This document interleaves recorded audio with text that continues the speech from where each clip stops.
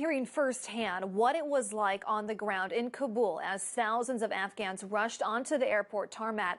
Al Jazeera senior producer and former KMIZ employee Charlotte Bellis spoke with ABC 17 News one-on-one today about what she saw. Take a listen.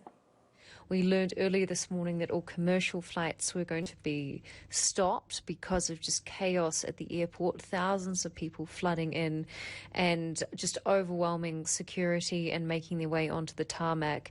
Later in the day, we understood that no military flights were able to take off any longer either because there were so many people on the tarmac, and US forces, of which we understand there are about 6,000, were unable to secure the airport. And to the extent that two Taliban members who were trying to do crowd control on the exterior of the airport were shot by US forces. The Taliban were trying to disperse crowds by shooting into the air, so there was a lot of panic.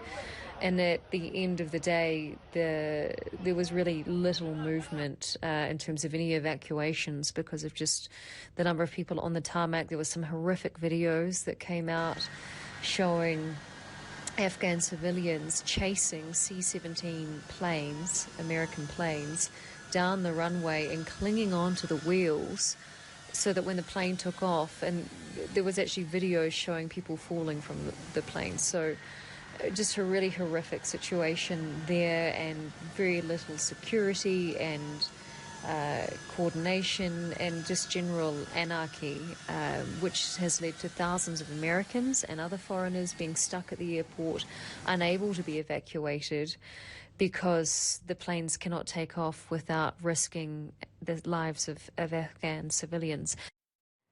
And Charlotte also said today the Taliban is on every street corner manning checkpoints.